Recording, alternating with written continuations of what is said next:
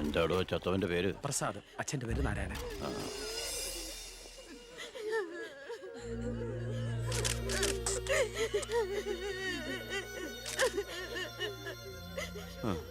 പ്രസാദിന്റെ അച്ഛൻ നാരായണേട്ടാ, പ്രസാദ് എപ്പോഴും പറയുമായിരുന്നു അച്ഛനെ കുറിച്ച്. വിഷമിക്കരുത്.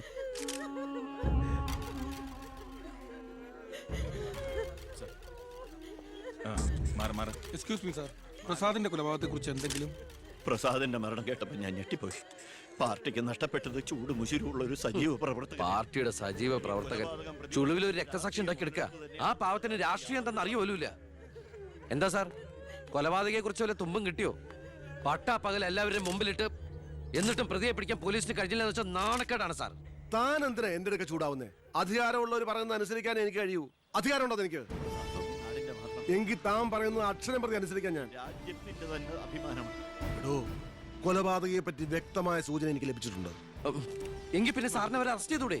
വെറുതെ അറസ്റ്റ് ചെയ്തിട്ട് കാര്യമൊന്നുമില്ല. സാക്ഷികൾ വേണം. അല്ലെങ്കിൽ കോടതിയിൽ നിന്ന് പുല്ല് പോലും ഇറങ്ങിപ്പോരും. സാക്ഷി പറയാൻ ആളുണ്ടാവണം. ആരും ഉണ്ടാവില്ല.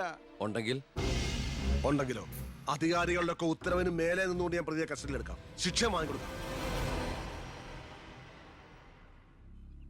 കുട്ടികളുടെ മുന്നിലിട്ട് കുട്ടികളുടെ ഷോക്ക് ഇതുവരെ വിട്ടുമാറിയിട്ടില്ല.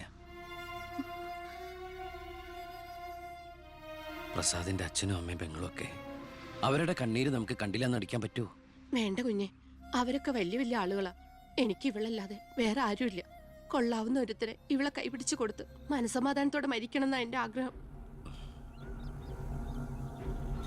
ശരി, പ്രസാദിന്റെ കൊലപാതകത്തിൽ നിന്ന് നമുക്കങ്ങനെ ഒഴിഞ്ഞു മാറാൻ പറ്റൂ? ഒരു തരത്തിലും നമുക്കില്ലേ പങ്ക്? താൻ ഒരാൾ വിചാരിച്ചാല് കൊലപാതകയെ കോടതിയുടെ മുമ്പിൽ കൊണ്ടുവരാൻ പറ്റും, വ്യക്തമായ സാക്ഷിമൊഴികളോടെ. എന്നെ വിശ്വാസമില്ല ശരിക്ക്. ഞാൻ വരാം. ഏത് കോടതിയിൽ വേണമെങ്കിലും. മോളെ, ഒരു കുഴപ്പമുണ്ടാവില്ലമ്മേ.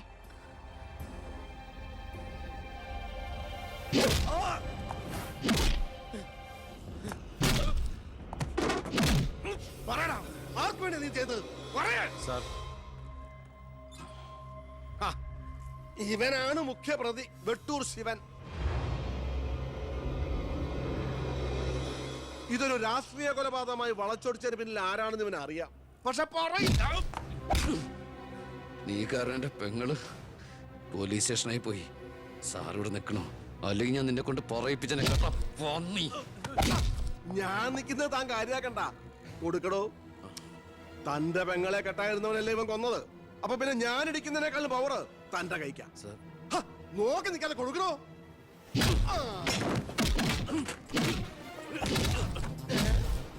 തിരിച്ചടിക്കാൻ എന്റെ അച്ചു വീടോ? ഇടിച്ചു തന്നെയോ? ഇടിക്കടോ.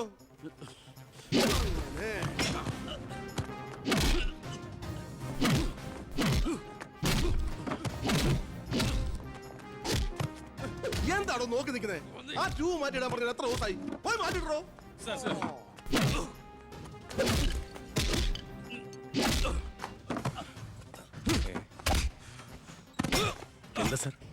ഒന്നുമില്ലടോ.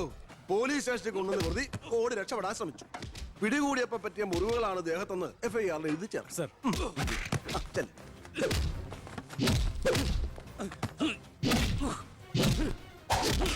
പറയടാ, ആര് പറഞ്ഞിട്ടാണ് നീ ചെയ്തത്? പറയാൻ ആരാടാ നിന്റെയൊക്കെ പിന്നിൽ? ഒരു ചാൻസ് കിട്ടിയെന്ന് ചോവറാക്കരുത്. അവൻ ചത്തുപോവും. പിന്നെ ലോകം മർദ്ദനം, CAക്ക് സസ്പെൻഷൻ. വെറുതെ എന്തിനാ എന്റെ കഞ്ഞിയില്? തൽക്കാലം ഇവനൊന്ന് റെസ്റ്റ് എടുക്കട്ടെ. എനിക്ക് അവന്റെ മേലെ കുറച്ച് പണിയുണ്ട്. എന്നിട്ട് ഞാൻ അവനെ കൂടെ സത്യം പറയിപ്പിച്ചോളാം. താൻ ചെല്ലേ.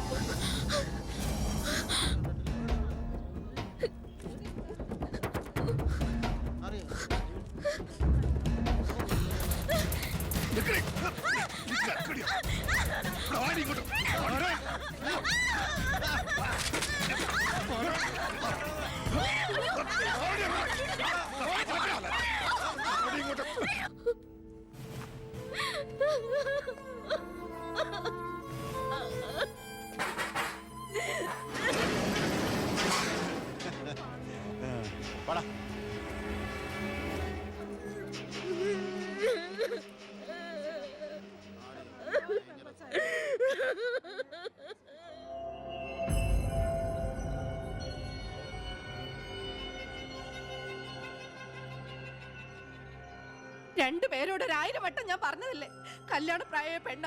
ഇനി ആരിവളെ എല്ലാം തൊലച്ചില്ലേ? അതിനിപ്പോ ഒന്നും സംഭവിച്ചില്ലല്ലോ. ആര് വിശ്വസിക്കും? ഇത്രയും പേരുടെ മുന്നിൽ വെച്ച് മറുപടി പറഞ്ഞു പറഞ്ഞു ഞാൻ മടുത്തു. എങ്ങനെ ആശ്വസിപ്പിക്കണ്ടെന്ന് എനിക്കറിയില്ല. ഈ സമയത്ത് പറയുന്നത് ശരിയാണോന്നും അറിയില്ല. ഒരു സഹതാപത്തിന്റെ പുറത്ത് ചോദിക്കുന്നതല്ല.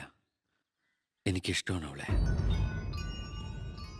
ഞാൻ നോക്കിക്കോളാം, പൊന്നുപോലെ.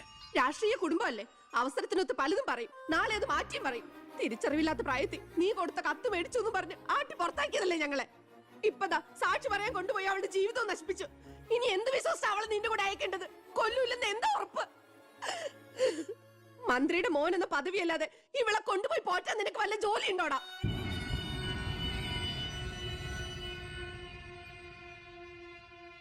ഇനി മേലാൽ ഇമാതിരി വർത്താനം പറഞ്ഞ് ഈ വീടിന്റെ പരിസരത്തെങ്ങാനും വന്ന ദേവകിയുടെ ശരിക്കുള്ള സ്വഭാവം നീ അറിയും. അമ്മേ, നീ ഒന്നും ഉണ്ടായിരടി. ഇറങ്ങി പോകുന്നുണ്ടോ?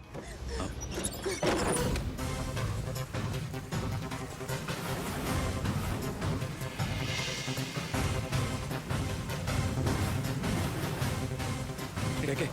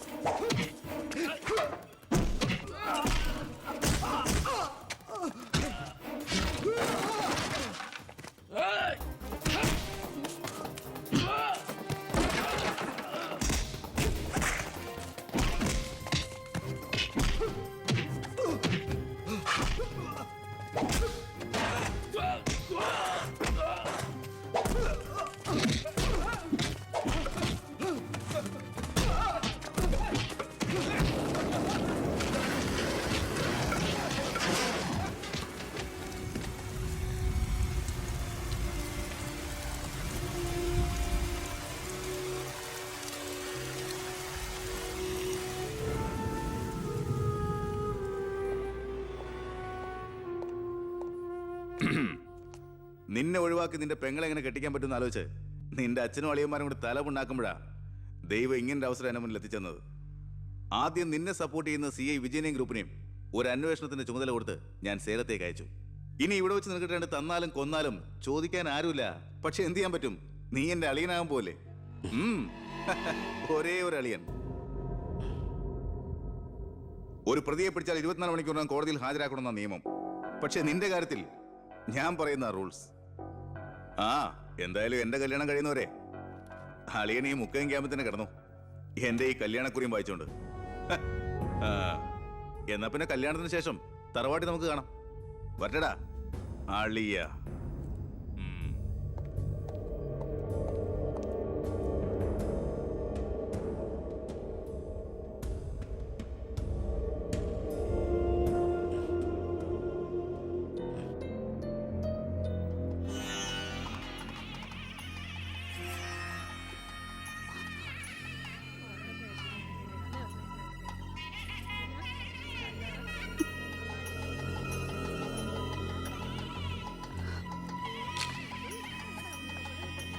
ഇതുവരെ റെഡി ആയില്ലേ? വരണം കൂട്ടിൽ ഇപ്പൊ ഇങ്ങ് എത്തും. ഇപ്പൊ റെഡിയാവും. അവിടെ നടാ. പവിത്ര, ഉണ്ണിയെ കുറിച്ച് വല്ല വിവരവും കിട്ടിയോ? ഫോണിൽ കിട്ടിയപ്പോ ഞാൻ വിവരം പറഞ്ഞതാ. അവനിതോ തിരക്കിലാണ്, വരാൻ പറ്റില്ലെന്ന് പറഞ്ഞു. അത് ശരി. സ്വന്തം പെങ്ങളുടെ കല്യാണത്തിനെന്ന് അവന്റെ ഒരു തിരക്ക്. അവനിങ്ങ് വരട്ടെ. പിന്നെ പബ്ലിക് വല്ല അടിച്ചു കയറുന്ന ഓഡിറ്റോറിയം ഇപ്പൊ തന്നെ ഫുള്ളാ. അതൊക്കെ ഞാൻ നോക്കിക്കോളാം, വേറെ കുഴപ്പമൊന്നുമില്ലല്ലേ. മകളെ എല്ലാം റെഡിയാ, കുഴപ്പമൊന്നുമില്ലോ അല്ലേ? അച്ഛൻ ടെൻഷൻ അടിക്കാതെ. 2-3 VIP സീറ്റുകൾ ഒഴിച്ചിടണം. കേന്ദ്രമന്ത്രി വിശാൽ ശർമ്മ എയർപോർട്ടിൽ എത്തിക്കാനായിട്ടും. ഓക്കെ.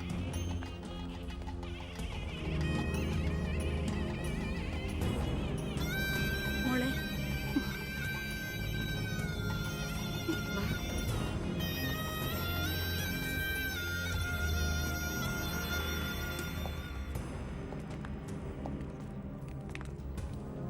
ഏഴ് ദിവസം മുഖ്യം ക്യാമ്പിൽ കടത്തിയിട്ട് ജഡ്ജ്മെന്റ് പറഞ്ഞു കേട്ടില്ലേ, ഇന്നലെ ഉച്ചയ്ക്ക് കസ്റ്റഡിയിലെടുത്താണെന്ന്. എന്തായാലും FIR ശിക്ഷ ഇളവ് കിട്ടാനുള്ള ചാർജേ ഉള്ളൂ. നിന്നെ ഒഴിവാക്കി നിന്റെ പെങ്ങളുടെ കല്യാണം നടത്താനുള്ള തന്ത്രമായിരുന്നു അതിന് പിന്നിൽ. അത് വെറും കല്യാണമായിരുന്നില്ല. കേന്ദ്രം ഭരിക്കുന്നവരടക്കം കേരളത്തിലെ സകല മന്ത്രിമാരുണ്ടായിരുന്നു. ആരുണ്ടായാലും എന്താ, ഒരേ ഒരു മകനെ ജയിലിൽ അടച്ചിട്ടല്ലേ.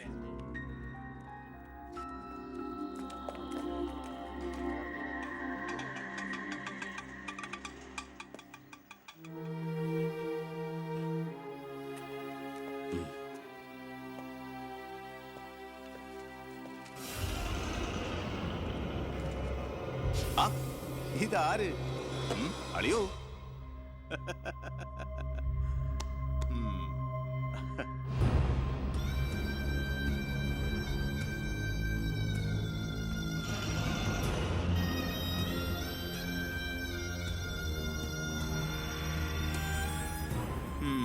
ഒരു ദൂരയാത്ര കഴിഞ്ഞ് വരുന്ന ലക്ഷണമുണ്ടല്ലോ. അളിയൻ ഇത്രയും ദിവസം എവിടെയായിരുന്നു? നീ ഇങ്ങനെ നോക്കി നിൽക്കുന്ന അളിയന് പോയി ഒരു ചൂട് ചായ എടുത്തോണ്ട് വാ. ചെല്ല്. എന്തിനാ ഇപ്പൊ അങ്ങോട്ട് വന്നത്? കാണണ്ട നിന്നെ എനിക്ക്. വീട്ടിലൊരു നല്ല കാര്യം നടക്കുമ്പോ നാട് നന്നാക്കാൻ നടക്കുന്നു. മന്ത്രിയായി നിന്റെ അച്ഛനേക്കാൾ തിരക്കുണ്ടോടാ നിനക്ക്? ഞാനില്ലായിരുന്നെങ്കിൽ എന്താമേ, ഇവിടുത്തെ കാര്യങ്ങളൊക്കെ ഭംഗിയായിട്ട് നടത്താൻ എല്ലാരും ഉണ്ടല്ലോ. എത്തിയോ വിമതൻ? വിമതൻ. ചെറുപ്പകാലത്ത് ആവേശമായിരുന്നു എനിക്ക് എൻ്റെ അച്ഛൻ. മനസ്സുകൊണ്ട് രാഷ്ട്രീയ ഗുരുവെ കണ്ടിട്ടാ ഞാൻ രാഷ്ട്രീയത്തിലേക്ക് ഇറങ്ങിയത്. പക്ഷേ അടുത്തറിഞ്ഞപ്പോ തെറ്റുകളിൽ നിന്നും തെറ്റുകളിലേക്കാണല്ലോ അച്ഛൻ പോയിക്കൊണ്ടിരിക്കുന്നത്. എന്റെ കൂടെപ്പുറപ്പിനെ മനസ്സിലാക്കിയില്ലല്ലോ. വളരെ വിഷമമുണ്ട്, സഹതാപമുണ്ട്.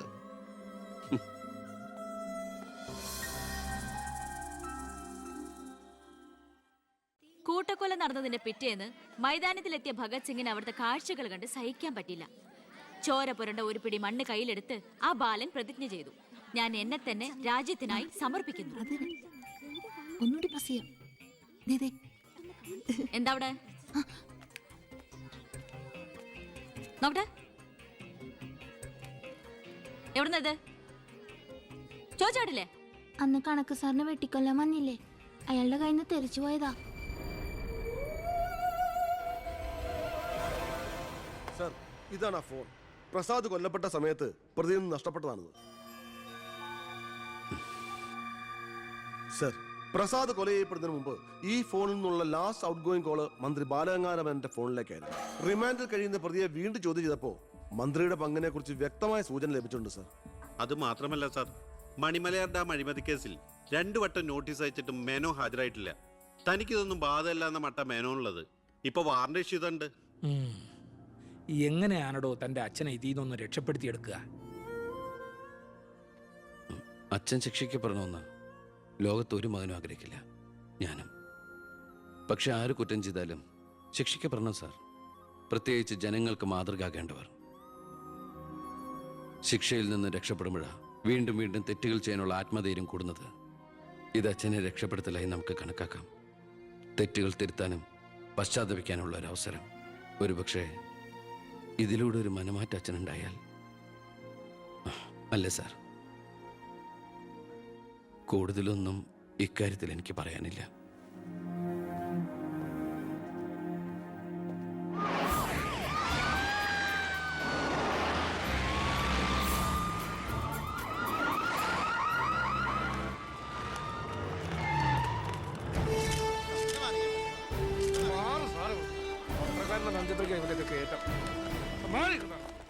നിങ്ങളോട് വെയിറ്റ് ചെയ്യൂ സർ.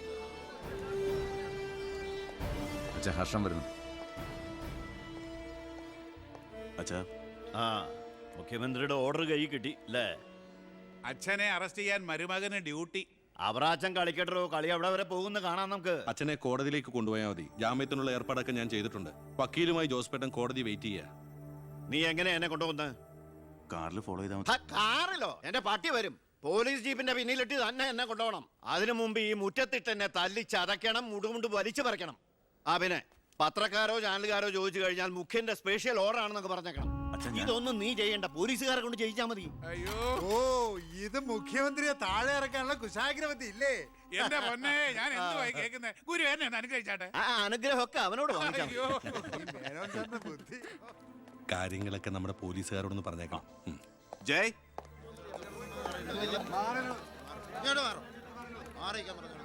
പത്രക്കാരും ചാനലുകാരും ഒക്കെ റെഡിയാ. എന്നാ പിന്നെ തുടങ്ങിക്കും. നടക്കണം സാർ. പിടിച്ച് തള്ളണോ?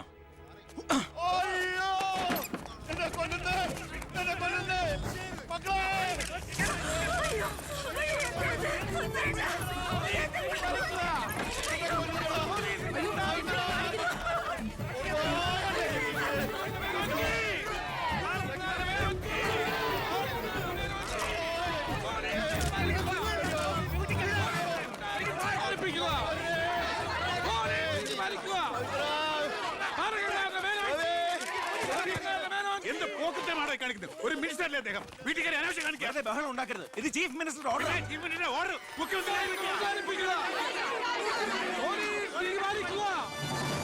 നമസ്കാരം. പ്രധാന വാർത്തകൾ. മന്ത്രി ബാലഗംഗാധര മേനോന്റെ അറസ്റ്റിൽ പ്രതിഷേധിച്ച് കേരളത്തിൽ പലയിടങ്ങളിലും അക്രമങ്ങൾ.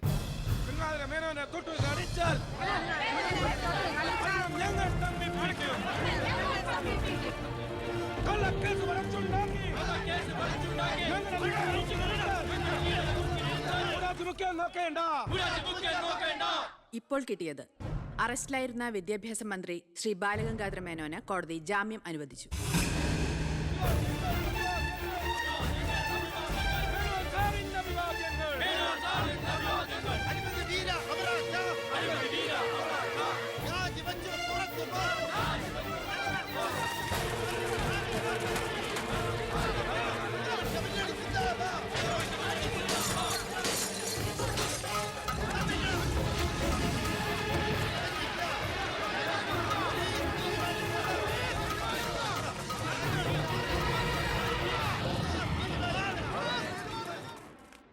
എടോ മേന്നെ, എന്നെ താഴെ ഇറക്കാൻ താൻ കളിച്ച കളി വളരെ ചീപ്പായി പോയി. അവറാച്ചൻ എന്തായി പറയുന്നേ? ഒന്നും പറയണ്ട, സൂത്രധാരൻ താനാണെന്ന് എനിക്കറിയാം. താൻ ഒന്നോർത്തോ, തനിക്കെതിരെയുള്ള വജ്രായുധ എന്റെ കയ്യിലുണ്ട്. ഞാൻ അതെടുത്ത് പ്രയോഗിക്കാൻ പോവുക. പ്രധാന വാർത്തകൾ. കേരള മുഖ്യമന്ത്രി PK എബ്രഹാം രാജിവെച്ചു. നിയമസഭ പിരിച്ചുവിടാൻ ഗവർണറുടെ ശുപാർശ. അവറാച്ചൻ രാജിവെച്ചൊഴിഞ്ഞാ പോരെ? മന്ത്രിസഭ പിരിച്ചുവിടേണ്ട വല്ല കാര്യമുണ്ടോ? പോണ പോക്കിലെല്ലാം തൊലയട്ടെ എന്ന് കരുതി കാണും. ഉത്തരത്തിലിരിക്കുന്ന എടുക്കാൻ പോയി ഇപ്പൊ കക്ഷത്തിരുന്ന പോയില്ലേ? ഞാൻ ഉദ്ദേശിച്ച നാളത്തെ പത്രവാർത്തകളെയാണ്. ഇപ്പോൾ കിട്ടിയ വാർത്ത. കേരള നിയമസഭ പിരിച്ചുവിട്ടു, തെരഞ്ഞെടുപ്പ് ഉടൻ. ഇനിയൊരു തെരഞ്ഞെടുപ്പിനെ നേരിടാനോ മുഖ്യമന്ത്രിയാവാനോ ഞാനില്ല. അതെന്താ? KDF ഭൂരിപക്ഷം കിട്ടില്ല എന്ന് കരുതിയിട്ട്? അല്ല, ഒന്നുകൂടി ആലോചിച്ചിട്ട്. ഇല്ലടോ, എനിക്ക് മടുത്തു. വേണ്ട, ഞാൻ നിർബന്ധിക്കുന്നില്ല. അപ്പൊ പിന്നെ അടുത്ത മുഖ്യമന്ത്രി എന്താ ഇത്ര സംശയം? താൻ തന്നെ. എന്താ? എന്തു പറ്റി? ഒന്നുമില്ല. ഇനി മുഖ്യമന്ത്രി സ്ഥാനത്തേക്ക് പറ്റിയ ഏക നസ്രാണി താൻ മാത്ര. മുഖ്യമന്ത്രി തൊമ്മൻ ചാക്കോ. ഞാനിത് സ്വപ്നത്തിൽ പോലും ആഗ്രഹിച്ചിട്ടില്ല. ഒന്ന് ചുമ്മാ പോടോ. ഞാൻ മാറണമെന്ന് താൻ മനസ്സുകൊണ്ട് ആഗ്രഹിച്ചിട്ടില്ലടോ തനിക്ക് മുഖ്യമന്ത്രി ആവാൻ. ഞാനോ? എന്താ ഈ പറയണേ? Excuse me sir. വാ വാ വാ. എന്തിനാ സാർ എന്നെ അത്യാവശ്യമായിട്ട് വിളിപ്പിച്ചത്? സന്തോഷമുള്ള ഒരു കാര്യം പറയാനാ വിളിപ്പിച്ചത്. പറയട്ടോടോ. തന്നെ ചിറ്റാരിക്കര മണ്ഡലത്തിലെ സ്ഥാനാർത്ഥിയാക്കണമെന്ന എല്ലാവരുടെയും താല്പര്യം. എന്താ? അപ്പൊ അച്ഛൻ എടോ, മേനോന്റെ പേരിൽ അഴിമതി ആരോപണവും കേസും ഒക്കെ ഉള്ള നിലയ്ക്ക് 8 നിലയിൽ പൊട്ടുമെന്ന കാര്യത്തിൽ സംശയമില്ല. നമ്മുടെ മുന്നണിക്ക് ഭൂരിപക്ഷം കിട്ടുമെന്ന് ഉറപ്പില്ലാത്ത സാഹചര്യത്തിൽ ഒരു സീറ്റ് കളഞ്ഞു കുളിക്കാൻ പറ്റില്ല. താൻ ഒന്നുകൊണ്ടും പേടിക്കണടോ, താൻ ജയിക്കും. വർക്ക് തുടങ്ങിക്കോ. ഒരു MLA ആകണമെന്ന മോഹമൊന്നും ഇതുവരെ ഉണ്ടായിട്ടില്ല. എങ്കിലും പാർട്ടിയുടെ തീരുമാനം ഞാൻ ആദരവോടെ സ്വീകരിക്കുന്നു. All the best. Thank you sir. ജയിച്ച് MLA ആവുമ്പോ എന്നെ മുഖ്യമന്ത്രിയാക്കാൻ കൂടെ നിൽക്കണേ.